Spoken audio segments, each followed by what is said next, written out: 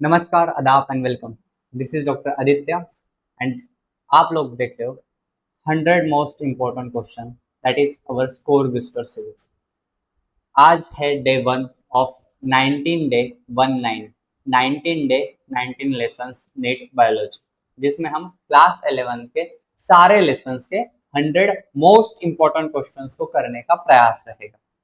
इसके अलावा second thing is कि अभी तुम्हारे एग्जाम को बहुत कम दिन बचे हैं और ऐसे दिनों में सेलेक्टिव क्वेश्चन सॉल्व करके जहां तक अभी तक जिस हिसाब से पेपर बना है, there was not a single time जब नीट ने सवाल, एनटीए ने सवाल किसके बाहर पूछा हो, सिलेबस के बाहर पूछा हो, एनसीईआरटी के बाहर, सिलेबस के बाहर चाहते नहीं है लेकिन एनसीईआरटी के बाहर पूछा हो। हमेशा याद रखना, जब तुम्हें सवाल आउट ऑफ सिलेबस लगे तो इंट्रोडक्शन या समरी में दोनों जगह पे जाके चेक करना। जब भी तुम एनसीईआरटी रीड कर रहे हो, अपने आंखों में तेल डालना और अपने दिमाग को सिर्फ एक जगह पे कॉन्सेंट्रेट करना, वो है एनसीईआरटी। उसका एक एक शब्द समझने के लिए उसको अर्पित करना खुद को। जितना भी टाइम तुम एनसीईआरटी पढ़ रहे हो, 45 मिनट्स हो, 50 मिनट्स हो, 60 मिनट्स, उन 60 मिनट्स में your each thought and each concentration must be on what you are reading. और हमेशा याद रखना, तुम अभी 10th स्टैंडर्ड में नहीं रहे हो, तुम अभी छोटे बच्चे नहीं रहे कि यू आर स्टडिंग। आज तो 3 घंटा पढ़ लिया, बहुत ज्यादा पढ़ाई कर ली, ठीक है।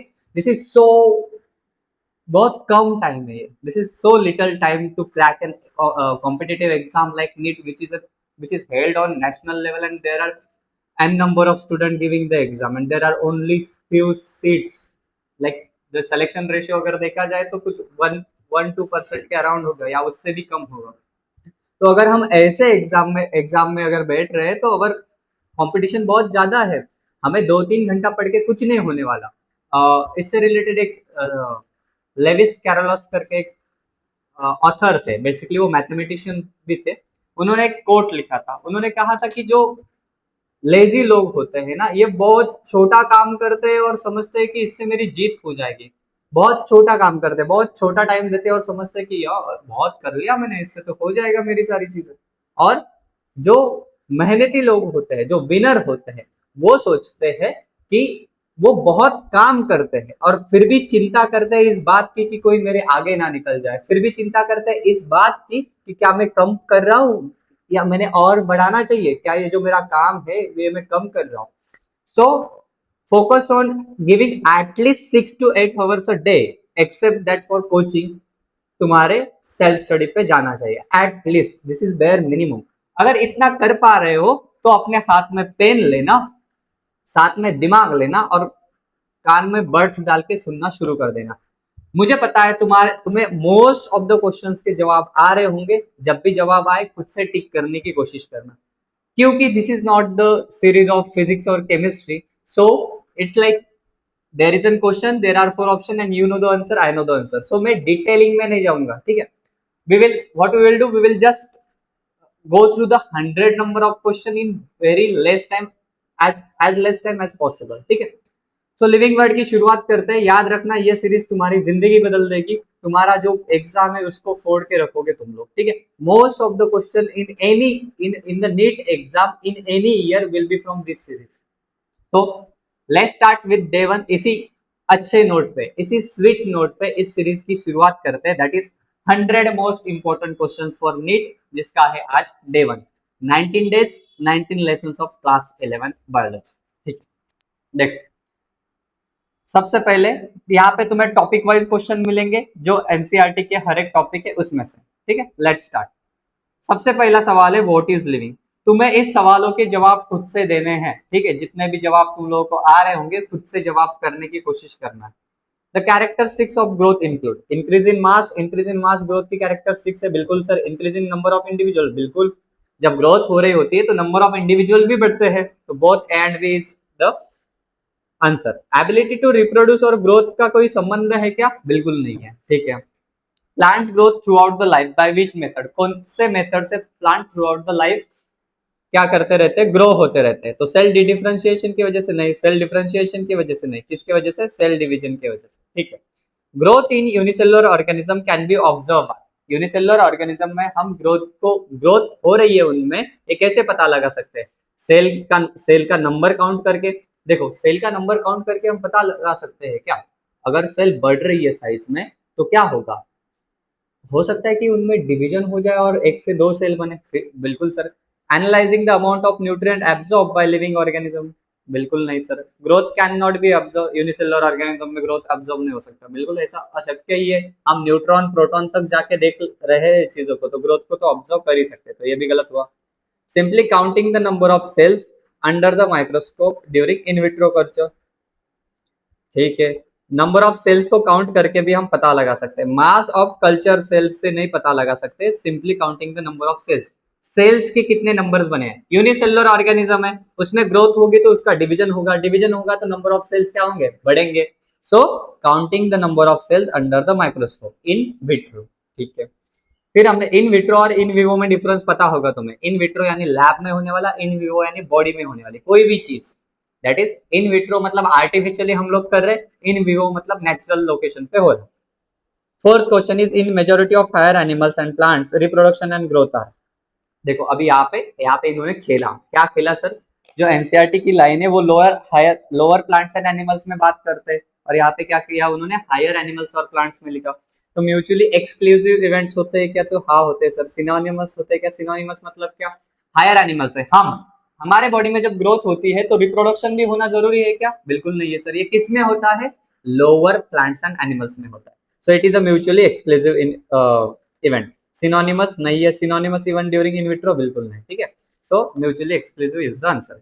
Fifth question, among the following which is a common phenomenon exhibited by living and non living organism to show the feature of growth। इन्होंने कहा कि हम लोगों ने एक चीज कही, हम लोगों ने कहा कि जो ग्रोथ होती है साहब, ये ग्रोथ दो तरीके से होती है। कौन से दो तरीके से, एक इंटरनली ग्रोथ होती है, एक एक्सटर्नली होती है। इसी वजह से ग्रोथ ये डिफाइनिंग कैरेक्टर नहीं है, क्योंकि जो माउंटेन्स वगैरह है ये भी ग्रो कर रहे हैं हर साल प्रति साल, लेकिन उनकी ग्रोथ कैसे हो रही है, एक्सटर्नली हो रही है, ठीक है। तो उन्होंने कहा कि कॉमन फिनोमिना कौन सा है कि जो लिविंग में और नॉन लिविंग में भी बता रहा है कि दोनों में भी ग्रोथ होती है। तो हमने कहा मास बढ़ना, मास का बढ़ना, increase in mass. Cell division होता है क्या नॉन लिविंग में, नहीं होता है। रेप्लिकेशन रेट की कोई बात ही नहीं, और सेल डिफरेंशिएट, सेल ही नहीं होती नॉन लिविंग में। तो increase in mass is the right answer. एक बात हमेशा याद रखना, एलिमिनेशन मेथड यूज करना बायो में बहुत मददगार रहेगी, ठीक है। A true regeneration was observe in, सबसे अच्छा ट्रू रिजनरेशन जिसे कहते हैं हम, वो तुम लोगों को सबको पता है, Planaria is the answer. Planaria के किसी भी पार्ट को कट कर दो वो फिर से क्या हो जाता है, ग्रो हो जाता है, ठीक है। Which of the following set of organism reproduce by fragmentation, that is asexual mode of reproduction। NCERT की एज इट इज लाइन चिपी गई है, कहा है कि जो अमीबा करता है क्या फ्रैगमेंटेशन से, नहीं। अर्थवम भी नहीं करता, ठीक है। Fungi, filamentous algae and protonema of mosses, ये एज इट इज एनसीईआरटी की लाइन है, ठीक है। हाइड्रा फंगी अमीबा नहीं करता है सर, बैक्टीरिया नहीं करता है सर, अर्थवम नहीं करता है। देखो अब एलिमिनेशन मेथड क्या होती है ये तुम्हें समझाता हूँ। क्या हुआ कि तुमने देखा अर्थवर्म बिल्कुल पॉसिबल ही नहीं है फ्रैगमेंटेशन करना, तुम इस बात पे बहुत अड़े हुए हो, बहुत कॉन्फिडेंट हो, तो अर्थवर्म वाले सारे क्या कर देना, बाकी एग्जांपल्स पढ़ने की जरूरत ही नहीं है। ये बहुत इंपॉर्टेंट चीज बता रहा हूं मैं, हमेशा हर जगह पे काम आएगी। कि अर्थवर्म नहीं है ना, इसका कॉन्फिडेंट हो, अर्थवर्म वाला ऑप्शन निकाल दिया, अर्थवर्म वाला ऑप्शन निकाल दिया, अब तुम दोनों में अड़े हुए। अब तुम्हें पता है अमीबा और बैक्टीरिया यूनिसेलुलर होते हैं, वो कभी फ्रैगमेंटेशन करते ही नहीं है, कहानी खत्म। Fungi, filamentous algae and protonema of mosses. Elimination method हमेशा तुम्हें आगे लेके जाएगी, ठीक है, बढ़िया। आगे, reproduction is synonymous with growth in which of the following organism, कौन से ऑर्गेनिज्म में ग्रोथ और रिप्रोडक्शन सिनोनिमस होता है। तो हमें पता है ये यूनिसेलुलर ऑर्गेनिज्म में होता है। अब यहाँ पे ट्रिक क्या है, अब यहाँ पे उन्होंने थोड़ा सा खेला, क्या खेला, तुम पता लगाओ कि कौन से यूनिसेलुलर ऑर्गेनिज्म है। बैक्टीरिया, यूनिसेलुलर अर्गी, अमीबा, सही बात है sir. Bacteria, amoeba, fungi multicellular होते हैं यीस्ट को छोड़ के, फंगी मल्टीसेलुलर होते हैं यीस्ट को छोड़ के। फिलामेंटस अलगी ऑलरेडी क्या है, मल्टीसेलुलर है। तो bacteria, unicellular algae and amoeba is the right answer, ठीक। Why reproduction can not be considered as an inclusive defining characteristics of all living organism. Reproduction को हम इंक्लूसिव नहीं बोल सकते, मतलब डिफाइनिंग नहीं बोल सकते, मतलब निकालना हमेशा याद रखना, मतलब निकालना सीखो। सवाल पूछ रहा है कि रिप्रोडक्शन को तुम लोग सब इंक्लूसिव क्यों नहीं बोल सकते, डिफाइनिंग कैरेक्टरिस्टिक्स क्यों नहीं बोल सकते, क्योंकि वो नॉन लिविंग ऑर्गेनिज्म रिप्रोड्यूस करता है, बिल्कुल नहीं सर। मैनी लिविंग ऑर्गेनिज्म क्या होते हैं, स्टेराइल होते हैं, बिल्कुल सही बात है sir. Reproduction is synonymous to growth in all organism, बिल्कुल गलत। क्या है, बहुत सारे लिविंग ऑर्गेनिज्म जो होते हैं वो स्टेराइल होते हैं, जैसे म्यूल हो गया वगैरह वगैरह। एंड इवन ह्यूमंस में भी बहुत सारे ह्यूमंस होते हैं जो स्टेराइल होते हैं, जो तुम लोग एमबीबीएस में जाने के बाद पढ़ोगे, ठीक है। आगे, विच of the following characteristic is not defining characteristics of living organism, कौन सा ऐसा है कि जो डिफाइनिंग कैरेक्टरिस्टिक्स नहीं है, नहीं है। अब दूसरी बहुत इंपॉर्टेंट चीज बता रहा हूं, जैसे ही स्टेटमेंट में तुम्हें incorrect, not correct, which is not correct, which is not incorrect ऐसे दिखाई दे, तो सबसे पहले अपना पेन लेना और उसके ऊपर गोल गोल घुमाना।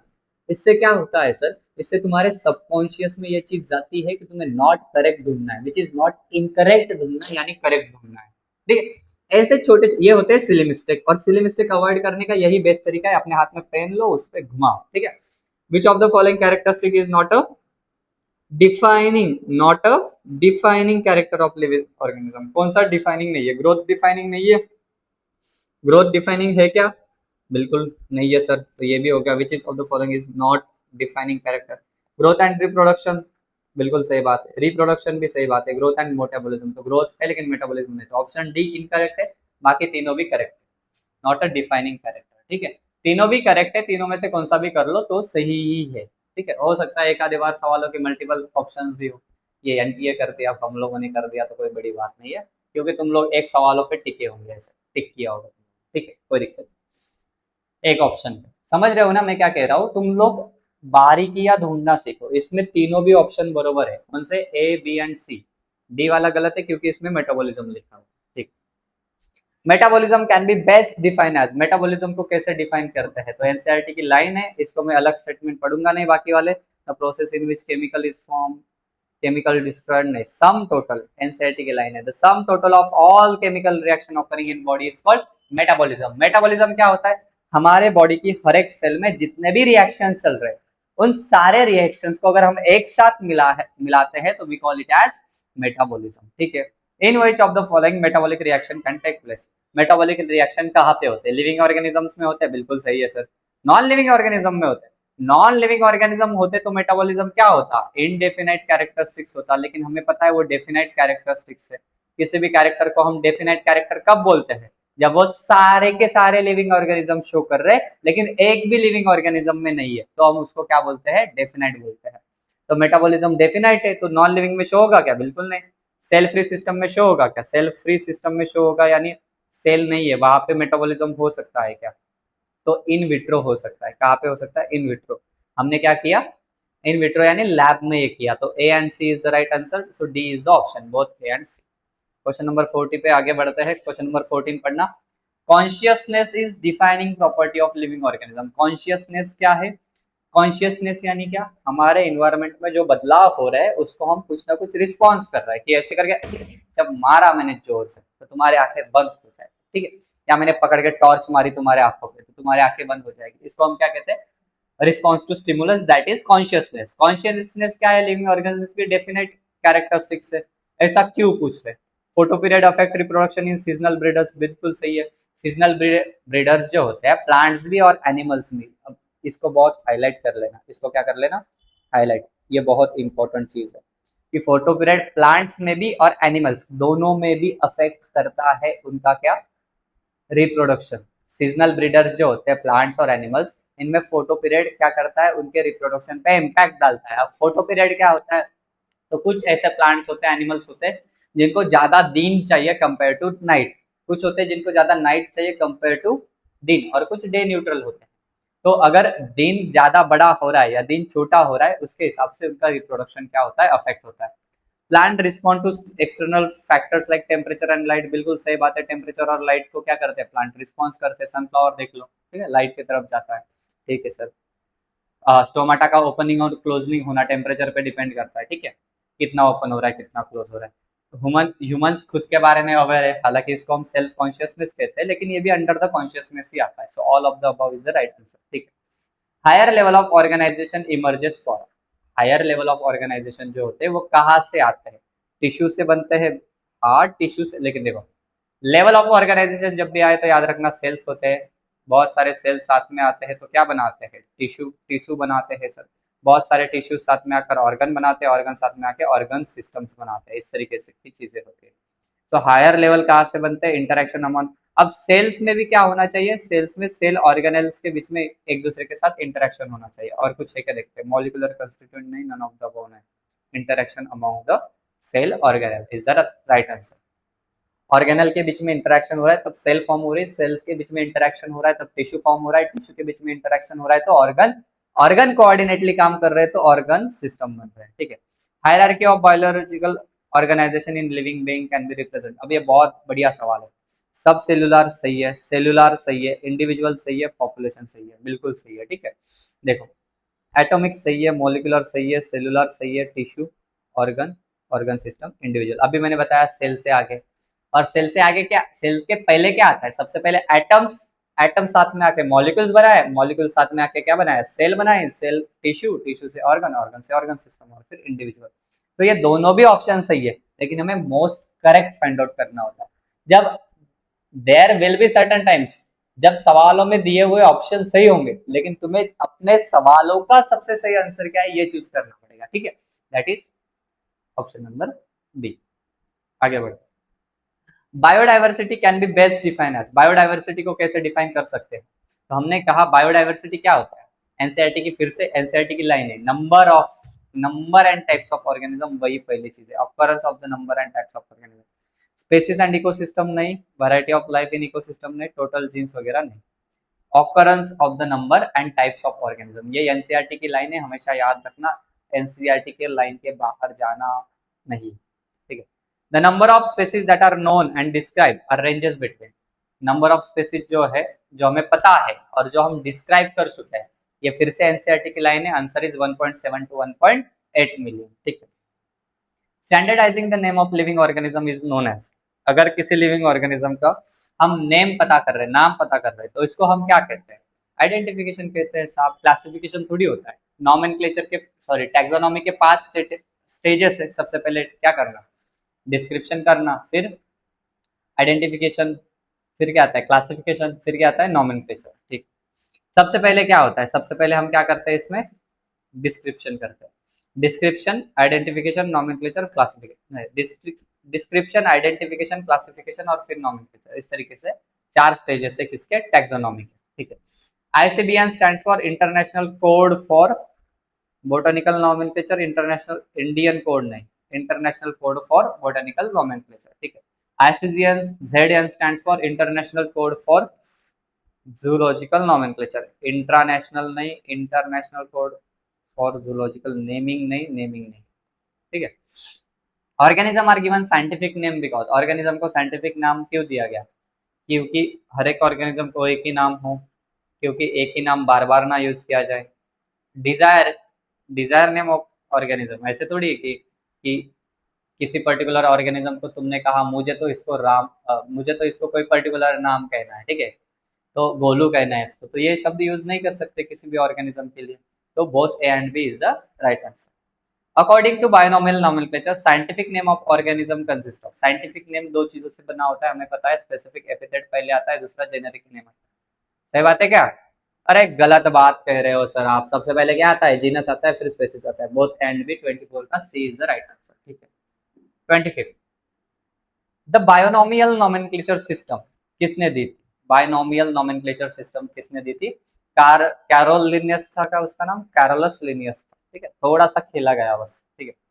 मैंजीफेरा इंडिका में मैंजीफेरा किसको दर्शाता है, हमें पता है पहला शब्द हमेशा किसको दर्शाता है, जीनस को दर्शाता है, दूसरा शब्द हमेशा स्पेसिस को दर्शाता है, so genus is the right answer, ठीक है।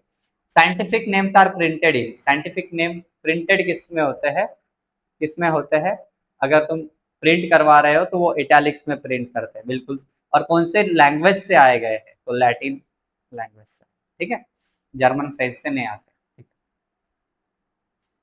याद रखना ये बहुत जरूरी है। प्रिंटेड इटैलिक्स में किया जाता है, डिराइव लैटिन से है, उल्टा पल्टा मत कर देना इस चीज को, ठीक है। नीट 2019 2016 2 बार पूछा गया सवाल है कि आईसीबीएन के रूल्स के अगेंस्ट कौन सा है। अब इस सवाल को ध्यान से करना, तुम्हारा पूरा बायनॉमियल नॉमेनक्लेचर रिवाइज हो जाएगा, ठीक है। देखो सवाल क्या कह रहा है कि hand written scientific name should be underline, बिल्कुल सही बात कह रहा है कि अगर तुम लिख रहे हो नामों को तो उसको हम टेढ़ा तो नहीं लिख सकते, इटैलिक्स में लिख नहीं सकते। इटैलिक्स में लिखना यानी क्या, टेढ़ा टेढ़ा लिखना, ये तो नहीं कर सकते हम।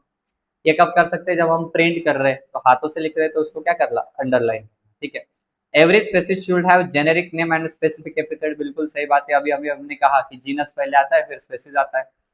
Scientist scientific name are in Latin and should be italicise, बिल्कुल सही बात है, ये एनसीईआरटी की लाइन है। अभी मैंने कहा था लैटिन लैंग्वेज में होते हैं, इटैलिक्स में प्रिंट किया जाता है। Generic and specific name should be written starting with small letter, small letter से स्टार्ट करना चाहिए, बिल्कुल सही बात है। लेकिन किसकी, स्मॉल लेटर से जो शुरुआत होती है वो होती है जेनेरिक नेम की। स्पेसिफिक नेम्स की होती है क्या, बिल्कुल नहीं सर। तो D is the right answer. ठीक है, आगे बढ़ते। Which one is incorrectly written scientific name, scientific name कौन सा है जो इनकरेक्टली रिटन है। ठीक है, अब देखो एक चीज समझाता हूँ। भले ही भले ही यहाँ पे तुम्हें किसी का साइंटिफिक नेम नहीं पता हो, तुम्हें नहीं पता है कि पैंथेरा टिग्रिस टाइगर को कहते हैं, तुम्हें नहीं पता है पैंथेरा लियो लायन को कहते हैं, कोई भी उल्टा पल्टा चार ऑप्शंस दे दिए यहाँ पे और पूछा कि बताओ कौन सा इनकरेक्टली रिटन है, तो तुम्हें बस ये देखना है कि यहाँ पे कैपिटल से शुरू हो रहा है, यहाँ पे स्मॉल से शुरू हो रहा है, इटैलिक्स में लिखा है, सही है। कैपिटल से शुरू हो रहा है, स्मॉल से शुरू हो रहा है, इटैलिक्स में लिखा है, सही है। कैपिटल से शुरू हो रहा है, स्मॉल से शुरू हो रहा है, इटैलिक्स में लिखा है, सही है।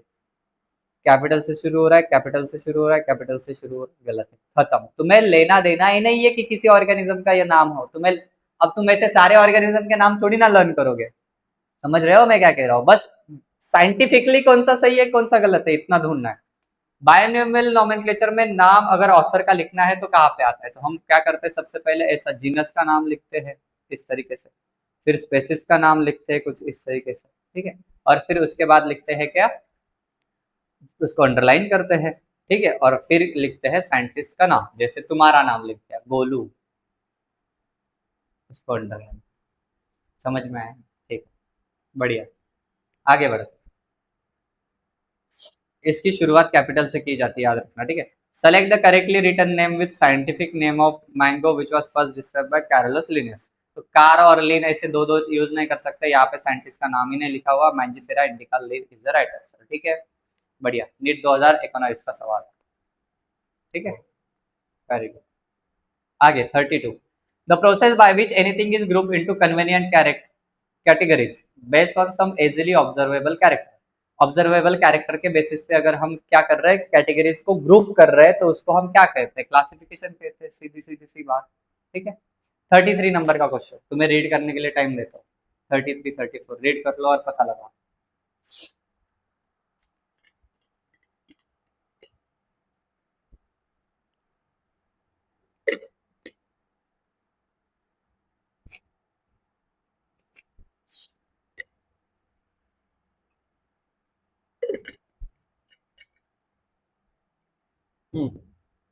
The scientific term for different categories like plants and mammals is taxa. Taxa ये शब्द यूज करते हैं, तुम्हें पता है टैक्सोनॉमिकल हायरार्की में। What are the basis of modern taxonomic study? NCERT की लाइन है, एज इट इज तीनों भी चीजों को याद रखना, internal structure, ecological information and structure of cell यानी साइटोलॉजिकल स्टडीज, ये सारे क्या है मॉडर्न टैक्सोनॉमी के बेसिस, ठीक है। Earliest classification were based on, देखो ह्यूमन स्टार्टिंग से बहुत सेल्फिश इंसान रहा है, ठीक है, और ये सेल्फिश रहना जरूरी भी है, क्यों वो फिलोसॉफी पे नहीं जाएंगे अपन, लेकिन स्टार्टिंग में हमने सबसे पहले जो एनिमल्स का क्लासिफिकेशन किया वो किया कि हमारे यूज में कौन सा है और हमारे यूज में कौन सा नहीं है, इसके बेसिस पे। So earliest classification were based on use और बेसिक अम्यूनिटीज ऑफ ऑर्गेनिज्म, सबसे पहला जो किया गया वो all the given option represent the basic process of taxonomy, सब टैक्सोनॉमी की प्रोसेस को दर्शा रहा है, किसको छोड़ के, नॉमेनक्लेचर होता है, आइडेंटिफिकेशन होता है, स्पेसिएशन नहीं होता है, क्लासिफिकेशन होता है। कैसे होता है, डिस्क्रिप्शन, आइडेंटिफिकेशन, फिर नॉमेनक्लेचर, सॉरी क्लासिफिकेशन, फिर नॉमेनक्लेचर, ठीक है। Diversity of organism and their evolutionary relationship, systematics की सबसे इंपॉर्टेंट लाइन है, एज इट इज याद रखना। Diversity of organism and their evolutionary relationship is studied scientifically, किसके अंडर, सिस्टमैटिक्स के अंदर, ठीक है। Who had written system of nature, किसने लिखा था, कैरोलस लिनियस ने लिखा था, समझ में आया, बढ़िया। असेंडिंग और descending arrangement of taxonomic category is known as, क्या कहते हैं इसको, टैक्सोनॉमिकल हायरार्की कहते हैं इसको। टैक्सोनॉमिकल कैटेगरी की असेंडिंग और डिसेंडिंग अरेंजमेंट को क्या कहते हैं, टैक्सोनॉमिकल हायरार्की कहते हैं, ठीक है। टैक्सोन किसे कहते हैं, group of related species, group of related families, type of living organism. Taxon किससे कहते हैं? Taxonomic group of any ranking, किसी भी रैंकिंग का। कौन से रैंकिंग होते हैं सर? किंगडम, फाइलम, ऑर्डर, नहीं, kingdom, phylum, class, order, family, genus, species, ये होते हैं सर कैटेगरीज। इसको कैसे लिखा जाता है? इसको लिखा जाता है किंग्स।